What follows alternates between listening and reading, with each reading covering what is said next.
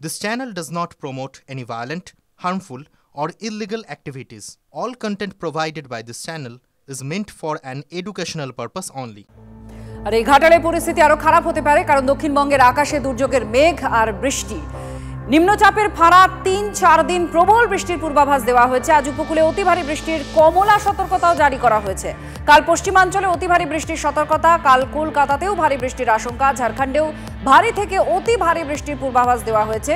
বৃষ্টি আর ভিন রাজ্যের জলে ফের প্লাবনের ভয় থাকছে। শনি রবিবার পর্যন্ত এই বৃষ্টি চলবে।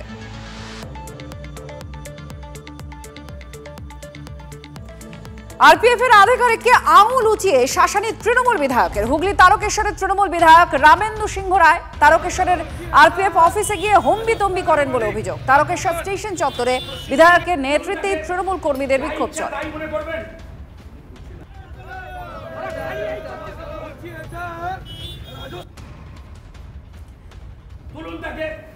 যা ইচ্ছা তাই মনে করবেন, বলছি কেন মারবেন, কেন ভেঙে দেবেন দোকান? যদি যেটা কথা রেলমন্ত্রীর বাপের টাকায় দোকানে নতুন করে এই মেলার সময় বসিয়েছেন। তুলুন তুলুন, জনপ্রতিনিধি হিসাবে বলে যাচ্ছি, এখানে পাবলিকের অসুবিধা হচ্ছে। আপনি ওই যে নতুন করে মেলার ভেতর যাকে বসিয়েছেন, তুলুন তাকে, তুলুন। এভিকশন কালেক্টর এখানে গেল, তুলুন তাকে। যা ইচ্ছা তাই মনে করবেন, বলছি কেন মারবেন, কেন ভেঙে দেবেন দোকান? যদি যেটা কথা রেলমন্ত্রীর বাপের টাকায় দোকানের মাল না আপনার আরপিএফের টাকায়? যদি কেউ মেরে থাকে, যদি কেউ ভেঙেছে, এটা ভুল করেছে। রেলের টেন্ডার প্রক্রিয়া নিয়ে বিস্তর অভিযোগ তৃণমূল বিধায়কের। তার অভিযোগ, তারকেশ্বর স্টেশন থেকে হকারদের দোকানপত্র সব ভেঙে দেওয়া হচ্ছে, হটিয়ে দেওয়া হচ্ছে, ভিন রাজ্যের ব্যবসায়ীদের টেন্ডার পাইয়ে দেওয়া হচ্ছে বলে অভিযোগ। বিজেপির রেলের টেন্ডার প্রক্রিয়া পরিচালিত হচ্ছে বলে এই অভিযোগ বিধায়কের, যে পুরো টেন্ডার প্রক্রিয়া বিজেপি করছে। এরপরে রামেন্দু সিংহ রায়কে নিয়ে সোশ্যাল মিডিয়ায় পোস্ট বিরোধী দলনেতা শুভেন্দু অধিকারীর।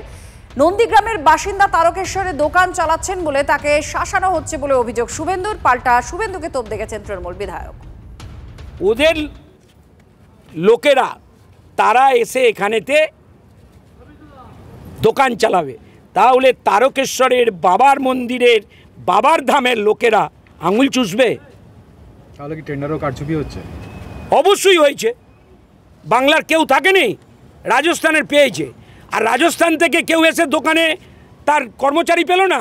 নন্দীগ্রামে তাদেরই দলের লোকেকে নিয়ে এসে দোকানেতে কর্মচারীতে নিয়োগ করছে। এটা রেল ভারতের আছে, এটা বিজেপির রেল হয়ে গেছে।